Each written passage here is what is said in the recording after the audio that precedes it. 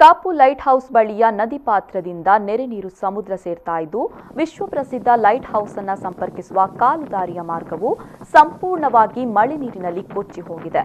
ಕಾಪು ಬೀಚ್ನಲ್ಲಿ ಬ್ರಿಟಿಷರ ಕಾಲದಲ್ಲಿ ನಿರ್ಮಾಣಗೊಂಡಿರುವ ಲೈಟ್ ಹೌಸ್ನ ಹಿಂಭಾಗದಲ್ಲಿ ಸಮುದ್ರ ಮತ್ತು ನದಿ ನೀರಿನ ಸಂಗಮ ಪ್ರವೇಶವಿದ್ದು ಭಾರೀ ಮಳೆಯಿಂದಾಗಿ ನಿನ್ನೆ ಸಂಜೆಯ ವೇಳೆಗೆ ನದಿ ಪಾತ್ರವೇ ಬದಲಾಗಿದೆ.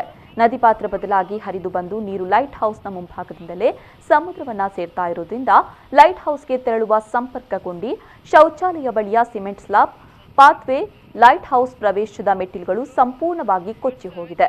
ಕಾಪು ಪುರಸಭೆ ಮುಖ್ಯಾಧಿಕಾರಿ ವೆಂಕಟೇಶ್ ನಾವುಡ, ಪುರಸಭಾ ಸದಸ್ಯರು ಮತ್ತು ಲೈಟ್ ಹೌಸ್ ಡಿಪಾರ್ಟ್ಮೆಂಟ್ನ ಸಿಬ್ಬಂದಿ ಸ್ಥಳಕ್ಕೆ ಭೇಟಿ ನೀಡಿ ಪರಿಶೀಲನೆ ನಡೆಸಿದ್ದಾರೆ. ಇಂದು ಮುಂಜಾನೆಯಿಂದಲೇ ಇಲ್ಲಿನ ಹಾನಿಯ ದೃಶ್ಯ ವೀಕ್ಷಣೆಗೆ ಜನ ಆಗಮಿಸಲಾರಂಭಿಸಿದ್ದಾರೆ. ಮಳೆ ಒಂದು 2-3 ದಿವಸದಿಂದ ಮಳೆ ಬಂದು ಭಾಳಷ್ಟು ನೆರೆ ಹರಿದು ನಮ್ಮ ಕಾಪು ಲೈಟ್ ಹೌಸ್ ಹತ್ತಿರದ ನದಿಯಲ್ಲಿ ನೆರೆ ನೀರು ಹರಿದುಕೊಂಡು ಬಂದು ಅಲ್ಲಿ ಆಸ್ಪಾಸ್ನಿಂದ ಅದರ ಹೋಗುವ ದಾರಿಗಿಂತ ಅದು ಇನ್ನೊಂದು ದಾರಿಯಿಂದ ಹೊಡೆದುಕೊಂಡು ಬಂದು ಇನ್ನೊಂದು ನಮ್ಮ ಲೈಟ್ ಹೌಸ್ಗೆ ಪ್ರವಾಸಿಗರು ಹೋಗುವಂಥ ಸ್ಟೆಪ್ ಅಂದರೆ ಕಾಣ್ತದೆ, ನೋಡಿರ್ಬೋದು ಎಲ್ಲ ನೀರು ಹರಿದಾಡ್ತಿದೆ ಈಗ.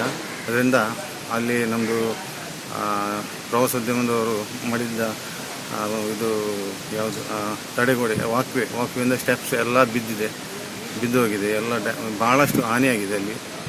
ಇದನ್ನು ಆದಷ್ಟು ಬೇಕಂದರೆ ನಮ್ಮದು ಈಗ ಪುರಸಭಾ ಅಧಿಕಾರಿಯವರೆಲ್ಲ ಬಂದು ವೀಕ್ಷಿಸಿ ಹೋಗಿದ್ದಾರೆ. ಹಾಗೂ ಅಲ್ಲಿ ಪಬ್ಲಿಕ್ ಟಾಯ್ಲೆಟಲ್ಲಿ ಕೂಡ ಸೈಡಲ್ಲಿ ಡ್ಯಾಮೇಜ್ ಆಗಿದೆ.